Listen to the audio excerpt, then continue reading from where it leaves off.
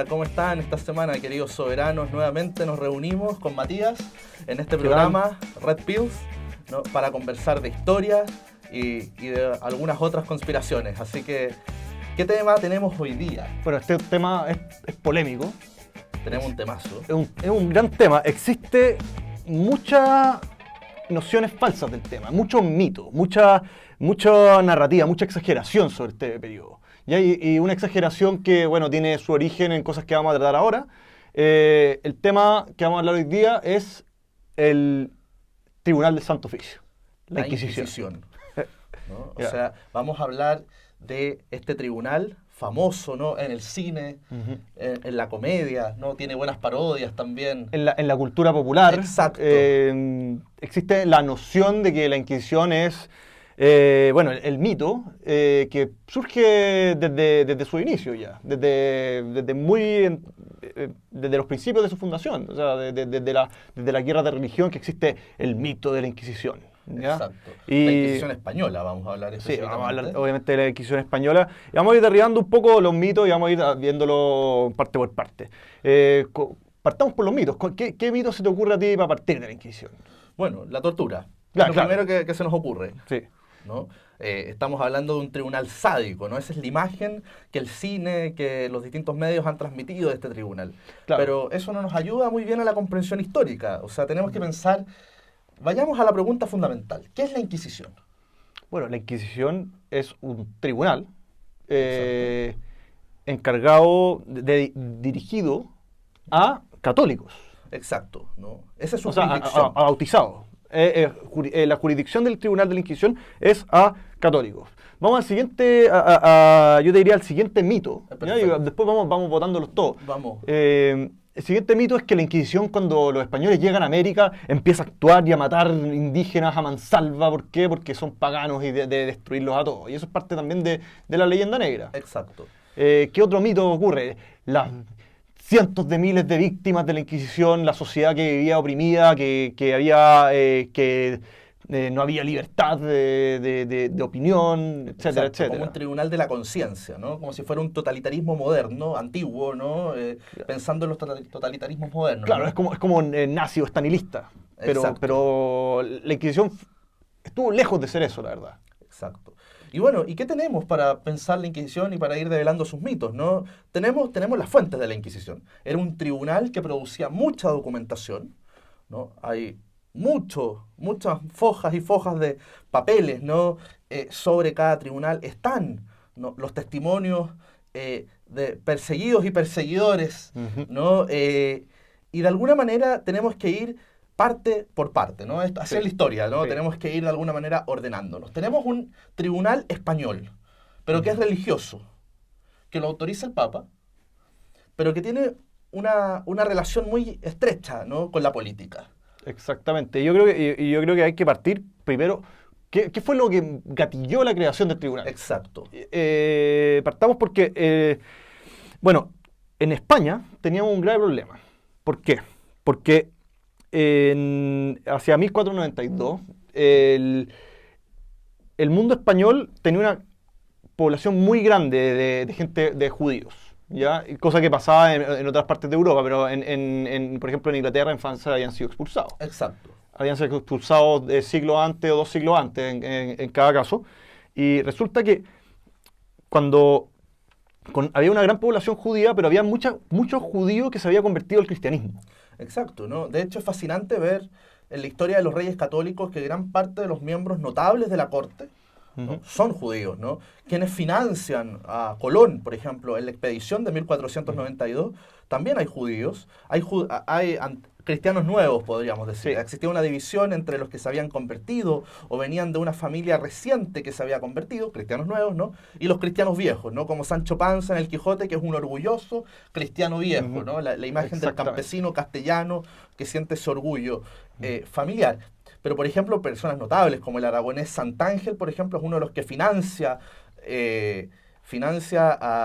a Colón en su empresa.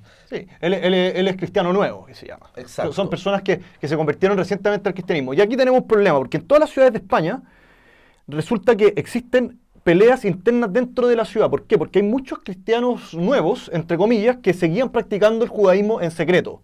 ¿Y por qué? ¿Y por qué se habían convertido? Porque para pagar menos impuestos, por ciertas ventajas tributarias, para poder comerciar, para tener protección de cierta protección y acceder a ciertos fueros. Y por otro lado estaban los judíos normales y corrientes. ¿Qué pasa? Que dentro de todas las ciudades y feudos españoles habían peleas internas y masacres y luchas dentro de la ciudad. Y muchas veces estas personas no recibían juicio justo. ¿Por qué? Entonces, ¿qué hacen los reyes católicos? Fundan la Inquisición para regularizar el problema.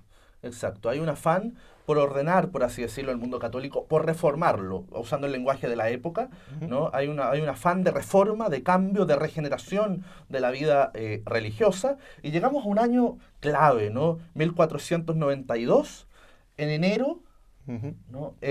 Se conquista Granada, el último bastión musulmán de la península, por lo tanto hay un espíritu de unidad religiosa, de cruzada, ¿no?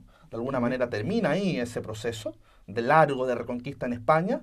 En marzo se expulsa a los judíos, ¿no?, que quedan en la península, y en octubre Colón llega a América. Es decir, estamos en un momento crucial en la historia, es como esos años que realmente uno dice... Pasó de todo ese año. Exacto. Pasó de todo. Exacto. Y el problema era... Porque tú me dices, bueno, quizás hay un espíritu racista o antisemita, pero los reyes católicos y en general los reyes de Castilla y de Aragón siempre tuvieron bajo su tutela y su protección personal incluso, ¿no?, en la figura de la corona, ¿no?, a los judíos. O sea, eran un grupo protegido y eso se puede encontrar en distintas series, ¿no? Aparece mucho en lo que es la España medieval. Pero ¿qué pasa? ¿Por qué los reyes católicos deciden finalmente expulsarlo? Bueno, acá hay temas que son polémicos, pero que han sido comprobados por la historiografía, que es un tema de que existe esta división interna, existe el grupo intermedio, que son estos nuevos cristianos, y muchos de estos nuevos cristianos siguen practicando el judaísmo secreto. Exacto. Entonces, eso genera problemas de violencia dentro de la ciudad y dentro de los estados de los reyes. Y por otro lado, los judíos, hay ciertas polémicas por asuntos como de brujería y por asuntos de rituales. Y existe un caso que se da un ritual judío en donde dos judíos crucifican a un niño cristiano el día Viernes Santo. Exacto, y le ponen una corona de ¿no? espina, ¿ya? Entonces eso es el casus de expulsión, básicamente, después de un tema que se había ido prolongando por muchos años. Exacto, y una larga tribulación por parte de los reyes católicos, que eran muy católicos, ¿no? Sobre todo Isabel, era muy devota, y por lo tanto existe un tema, ¿no?, desde la responsabilidad real de proteger a este grupo, la relación que se tiene con los cristianos nuevos, ¿no?, y las demandas que existen desde el pueblo, ¿no?, y además el pueblo que está de alguna manera encauzado por las órdenes religiosas, ¿no? Exactamente. De alguna manera, y hay que pensar que los reyes también tienen confesores, que son quienes les aconsejan, ¿no?, distintas medidas en distintos grados, ¿no? No solamente se pensó en la expulsión, se pensó en medidas intermedias, y bueno, y se decreta la expulsión siguiendo una dinámica, como habíamos dicho, muy común en Europa, o sea... Claro, o sea, fuera de lo común en cierto sentido. ¿Por qué? Porque cuando habían sido expulsados de Francia o habían sido expulsados de Inglaterra, bueno, le habían quitado todos sus bienes, no se había respetado nada.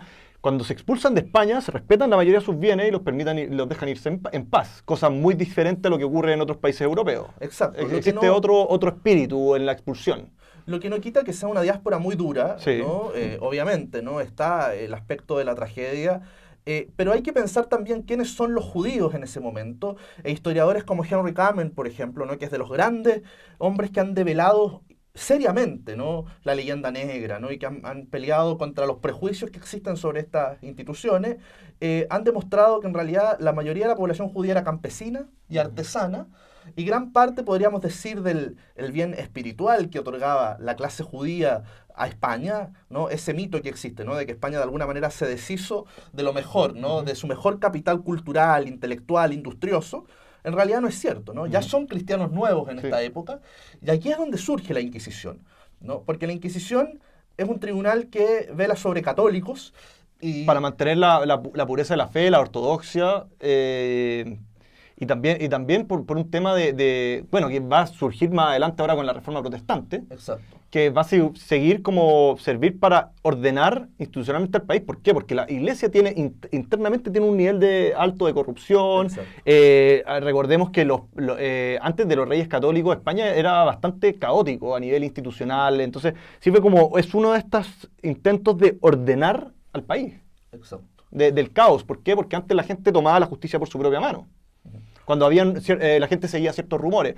Este tipo es judío, pero o sea, practica el judaísmo en secreto, entonces la gente iba y tomaba la justicia por su propia mano. ¿Qué hace la Inquisición? Dice, espérense acá, sigamos el debido proceso. Exacto. El debido proceso judicial y ellos implementan una serie de normas jurídicas o costumbres jurídicas que son muy importantes y que se siguen hasta el día de hoy. Exacto. Y de hecho, esa innovación jurídica va a ser muy útil al poder político, ¿no? Va a permitir unificación social, va a permitir una cierta confesionalización del espacio, definir el espacio como católico versus una Europa que se está protestantizando, ¿no? Hay una lucha religiosa que, bueno, en otras partes de Europa va a ser muy sangrienta, ¿no? Va a ser muy terrible, prácticamente unas guerras totales que se van a dar en Centro Europa y en Francia. Pero en el caso de la península española, lo que tenemos, ¿no? También es un tribunal que empieza a operar sobre los judaizantes, así se conocen a los cristianos que se les acusa de mantener prácticas judías todavía. Muchas de esas prácticas eran culturales y en otros casos incurrían en una verdadera o auténtica herejía, ¿no? Había un afán por volver a la fe mosaica tradicional. Sí. Pero ojo que la Inquisición no perseguía a judíos. No. Persigue a judaizantes. Gente que se bautizó. Entonces, ahí está la gran diferencia. Ahí está la gran diferencia porque mucha gente dice que quemaban judíos y estaban dirigidos solamente a los judíos, etcétera, etcétera. No, perseguía gente que ya estaba dentro de la jurisdicción de la Iglesia Católica. Y si bien empieza a desarrollarse un cierto espíritu antisemita, hay que pensar que gran parte, ¿no?, de la sociedad castellana del momento peninsular es muy próspera en torno a los cristianos nuevos, ¿no?, a los que se han convertido. Hay grandes conversos, ¿no? Santa Teresa de Ávila, Teresa de Jesús, ¿no?, que es la gran reformadora, podríamos decir, de la era moderna en cuanto a la religión, ¿no?, la Orden del Carmelo.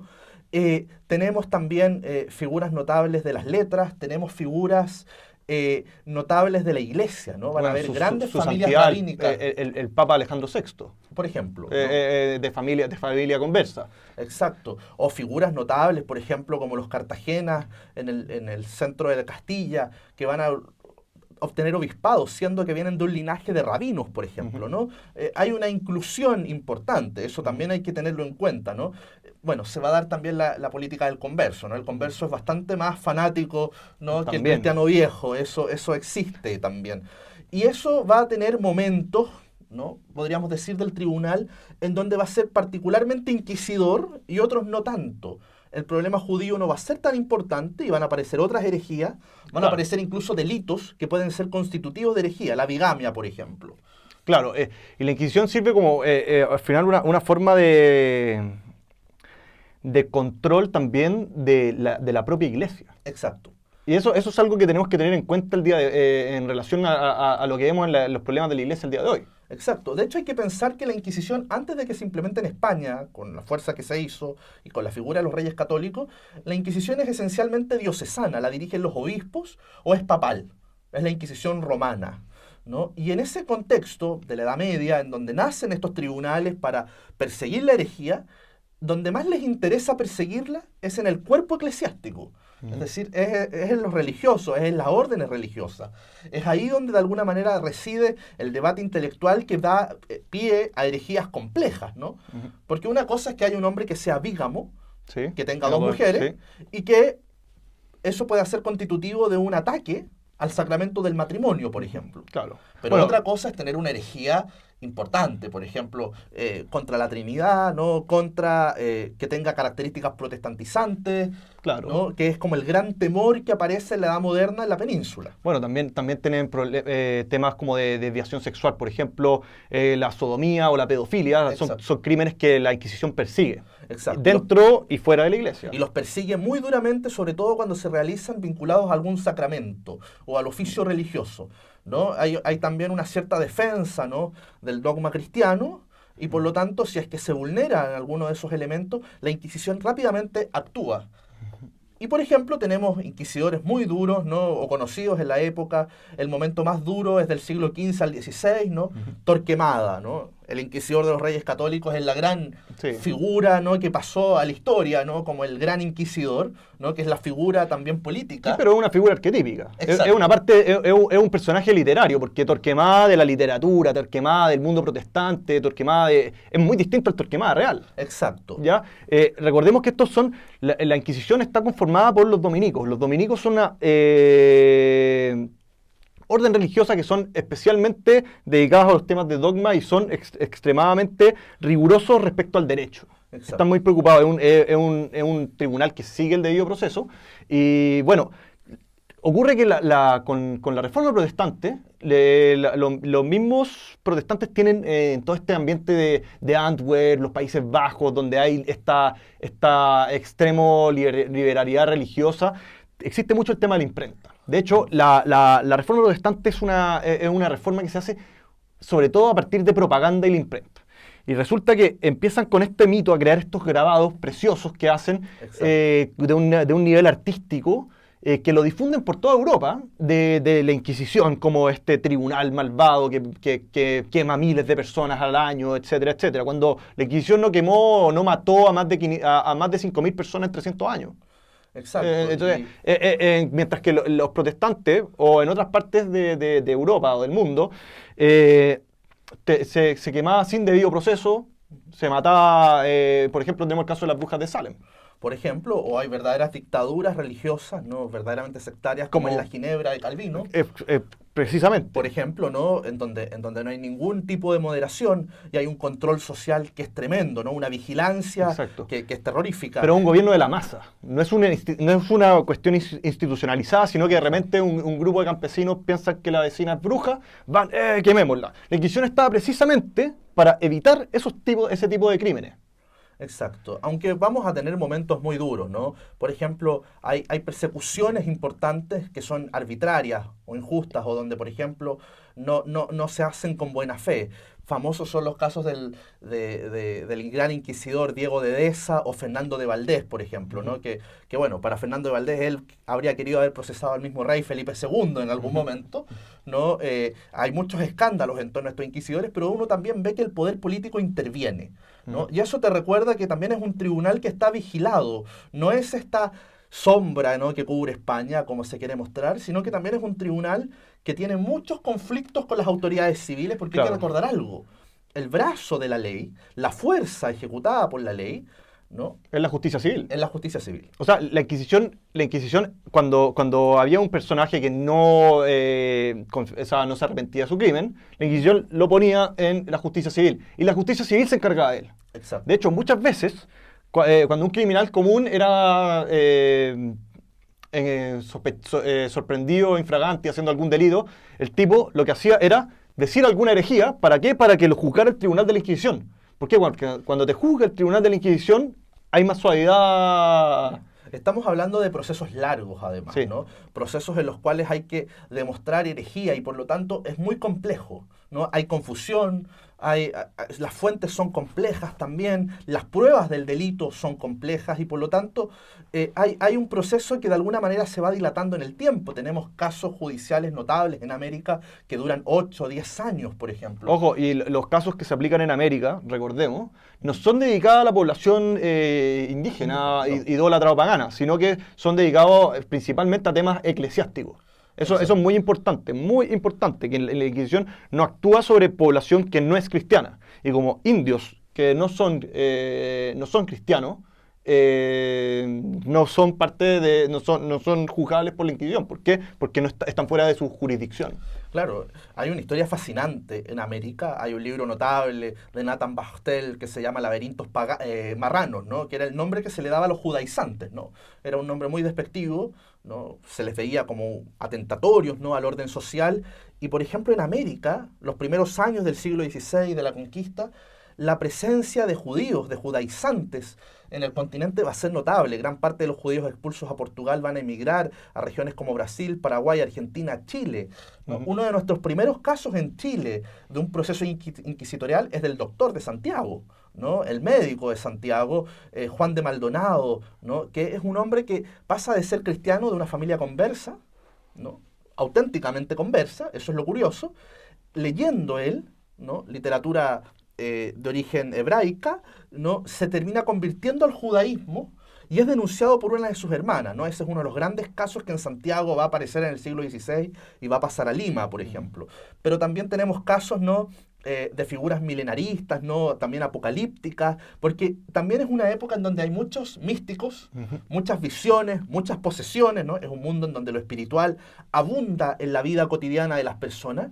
Y la Inquisición pone el ojo muy fuertemente ahí, porque de alguna manera ahí puede haber santidad, pero también puede estar el mal operando. Esa es la imagen, ¿no? Que de alguna manera mueve al tribunal, y de alguna manera son juicios complejos. Quiero reiterar eso porque de alguna manera vamos a encontrar fojas y fojas, tribunales, personas que se desdicen, jueces que quieren de alguna manera sacar información correcta, a veces de confusiones eclesiásticas o teológicas, mejor dicho, y por lo tanto hay un esfuerzo, ¿no? por inteligir, ¿no? el delito y por condenarlo justamente, ¿no? Con la excepción, obviamente, o siempre teniendo en cuenta que habían espacios de abuso. Eso siempre se da, ¿no? Y en una institución que era tan global, tan grande, ¿no? que ocupaba un consejo. Dentro de los consejos, así como estaba el Consejo de Indias, que se preocupaba de América, los ministros españoles, también estaba el Consejo de la Inquisición, que se llamaba la Suprema. Y habían figuras como el Gran Inquisidor, habían inquisidores locales. Uno también ve que las comunidades se resisten. Por ejemplo, los moriscos, ya no solo los judíos, en España se resisten al ataque que van a recibir, por ejemplo, o la persecución de parte de los inquisidores. Por ejemplo, la gente se iba de los pueblos. Podía escapar. En el campo era muy fácil escapar de la Inquisición. La Inquisición es fundamentalmente urbana, en España y en América. Ya el continente es tan grande que de alguna manera no hay jurisdicción real, ¿no? A veces sobre las personas. Y, por ejemplo, tenemos testimonios notables en donde la misma gente dice al Tribunal de la Inquisición: yo no fui a comparecer porque vi que llegaron los padres, ¿no? Y no tengo ningún interés en comparecer ante ellos, por ejemplo, ¿no? No tengo por qué dar cuenta. Ahí uno ve también que las personas no solo eran víctimas, ¿no? Sino también muchas veces eran muy autónomas, ¿no? Y tenían opiniones, tenían juicios, tenían agencia. Sí, muy distinto a lo que pasa en el resto de Europa. Por otro lado, porque recordemos que, no sé, cuando es derrotado, por ejemplo, Felipe II por los ingleses a la Felicísima Armada, en esta que se llama la llamada Invencible, según los británicos, la literatura, toda la opinión pública se va en contra del rey, mientras que en el mundo protestante, cuando años después es derrotada la Armada de Francis Drake, que era de la misma magnitud que la Armada Española, en Inglaterra nadie se enteró. ¿Por qué? Porque no existía la libertad para decirlo. Exacto. Entonces, hay que tener cuidado con idealizar estas teocracias protestantes respecto a lo que era el mundo hispano-latino. Exacto. Pensemos el nivel de disgregación que se va a hacer en el imperio, en Alemania, en donde finalmente en el siglo XVII eso va a desembocar en una verdadera guerra alemana, ¿no? Total, ¿no? Una verdadera masacre. Donde millones de personas murieron en la guerra a los 30 años. Pensemos en lo que sucede en la Ginebra de Calvino o lo que sucede en la Escocia de Knox. Es decir, son verdaderas dictaduras de la conciencia, ¿no? Mucho más terribles que lo que fue la Inquisición en el territorio peninsular. Claro, donde no existe un debido proceso, no existe un proceso judicial, se da la tortura. Por ejemplo, tenemos el caso de Inglaterra, o también tenemos el mito, por ejemplo, el mito de que Copérnico o Galileo. Pero Copérnico nunca fue condenado por la Iglesia Católica, no. Fue condenado por la Inquisición protestante. Exacto. Que es muy distinto, luterano, él era polaco. Entonces, ahí está la división, porque recordemos que la Iglesia Católica siempre ha estado de acuerdo con, la fe y la razón van juntos. Para el mundo protestante se puede prescindir de la razón. Oye, por ejemplo, respecto que hablas de intelectuales, ¿no? Y la razón, se me viene a la mente una cosa también muy característica de la Inquisición desde el siglo XVI en adelante, que son los índices, Ujú. ¿no? Los libros prohibidos, ¿no? Esta Sí. idea de que el mundo católico está vedado del conocimiento, en Ujú. realidad es una gran mentira. El mundo católico es muy poroso a lo que está sucediendo en el mundo. Gran parte de los intelectuales pueden circular incluso con salvoconducto hasta Roma en la época más protestante, o sea, en pleno siglo XVII, con guerras de religión entre medio, los intelectuales están circulando por Europa no sin dificultades, porque todavía no existe la libertad que conocemos en la modernidad, pero sí, sí hay una circulación de conocimiento y realmente también los índices Mm. son una gran provocación para leer esos libros, ¿no? La circulación que existe es muy, muy potente y en realidad cuando circula la herejía en lugares como España, por ejemplo, en realidad lo que encontramos es que es bastante minoritaria, ¿no? Pese a que hay grandes movimientos protestantes en algún momento en Sevilla y en otras partes donde llegan los Ujú. libros, ¿no? Llegan las traducciones de las Biblias. Ujú. En realidad el pueblo No no, permea eso. sí, no permea. Ahí hay distintas teorías respecto a por qué España tendría una cierta independencia espiritual. Para muchos es la reforma iniciada por los reyes católicos, ¿no? Claro, que Del se, espacio religioso, ¿no? Lo que haría de España un terreno poco fértil para distintas herejías. claro, porque Eh, España ya estando reformada no necesita una reforma. Entonces, cuando llegan con toda esta expansión del protestantismo, no es necesario porque ya está estabilizada la situación. exacto. Los problemas que se veían en el resto de Europa, ¿por qué? Porque el tribunal, recordemos que es un tribunal que aplica hacia la misma iglesia demasiado. Entonces, la iglesia tendía a estar más limpia, y eso lo dicen todas las fuentes históricas. Ujú. Que otras partes, como por ejemplo Francia, en donde tenéis personajes que son como Cardenal Richelieu, por ejemplo. Por ejemplo, Ya, que claro. son tipos que se exceden de lo que haría realmente un cardenal. Por ejemplo. Por ejemplo, otro elemento, ¿no? Que creo que quizás es el más visible de la Inquisición, ¿no? Uno de los elementos que también ha dado espacio para esta leyenda negra, ¿no? Que ha Ujú. ido construyendo, se ha ido construyendo en torno a esta España que sería más retrasada, ¿no? Espiritualmente menos libre, ¿no? Serían los famosos autos de fe, ¿no? Claro. Estos momentos del tribunal en donde hace un despliegue barroco, ¿no? Un despliegue público del juicio, Ujú. ¿no? Pero uno piensa en las hogueras, ¿no? Solamente, que habían quemados, efectivamente, pero también lo que había, la gran mayoría de los condenados por la Inquisición pagaban con otro tipo de pena, Ujú. no eran condenados a la hoguera, como se muestra, Mm. podríamos decir, en estas silografías, en estos grabados que llegan de los países protestantes. Claro, que son básicamente exageraciones. Muchas veces es pecuniario y muchas veces también bastaba con el arrepentimiento del acusado. Exacto. Bueno, también podemos hablar de un tema, de que después con el periodo de la Ilustración, la leyenda negra se profundiza. Recordemos eso, ¿por qué? Porque existe un movimiento extremadamente anticlerical dentro del mismo mundo ilustrado, nuevo, de la razón, etcétera, etcétera. Que recordemos que, pero España tiene al Tribunal de la Inquisición también para prevenir la entrada de la masonería en el Imperio Español. Ya, cosa que también es muy importante. ¿Por qué? Porque estas logias masónicas empiezan a expandirse por todo el mundo europeo y son los que producen en parte la Revolución Francesa. Entonces, yo creo que podríamos cerrar diciendo eso, que existe esta gran leyenda. Entonces, ¿quién fomenta las ideas? ¿Quién mueve la batuta respecto a toda la idea, todo lo que está pasando en el mundo y toda la nueva historiografía, toda esta nueva relectura de la realidad? Bueno, la idea de la Ilustración es las logias masónicas, que empiezan a fomentar un discurso, un relato en contra de qué, de todo lo que es tradicional a todo lo que está de antes. ¿Por qué? Porque ellos son los que van a un futuro, que es un futuro que no se basa en lo que se construyó antes, sino que es un futuro que corta con el pasado. ¿Y cómo cortamos con el pasado? Atacando lo que más representa la tradición. Exacto. Entonces ahí está el tema. Existe una leyenda negra que parte con el mundo protestante, con los enemigos políticos, básicamente, Exacto. del mundo español, y también los enemigos ideológicos religiosos, por decirlo de alguna manera. Porque como que esto es parte de la era de la ideología, del racionalismo extremo, etcétera, Exacto, etcétera, ¿no? que hace que la Inquisición decaiga, o sea, la imagen de la Inquisición se profundice. Bueno, y podríamos concluir como el gran intelectual Menéndez Pelayo que se preguntaba y decía, bueno, eh, ¿Por qué los españoles son flojos? Por la Inquisición. ¿Por qué duermen la siesta? Por la Inquisición. ¿Y por qué no tienen industria? Por la Inquisición. Cosa que no puede ser más falsa, de hecho. No, él lo decía Sí, irónicamente. sí, obviamente. Es echarle la culpa a todo de la Inquisición. Exacto. Cuando al revés. Recordemos que el mundo español, en relación al mundo protestante, y al mundo que hoy en día se mira como la parte desarrollada del planeta, en ese minuto España es la que lleva la batuta en materia de científica, en materia de avance, en materia de militar, en materia naval, en toda esa materia. España está en la punta del iceberg.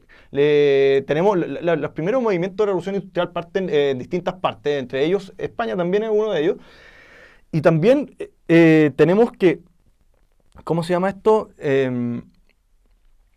El tema de la hambruna. Recordemos que cuando empiezan las reformas protestantes se empiezan a expropiar todos los bienes de la iglesia. Exacto. Y dárselos a nobles locales. ¿Y qué pasa con eso? Me equivoqué, autora. María Elvira Roca, en su estudio, habla de que en los 300 años de Inquisición y desde la reforma protestante en adelante, existen varias protestas y motines urbanos. ¿Por qué? Por temas de hambruna. Exacto. En España, la iglesia funciona como un sistema básicamente de previsión social que hace que el tema funcione. Entonces, ¿cuántas hambrunas y motines por hambruna tenemos en España en estos 300 años? ¿Unos 10?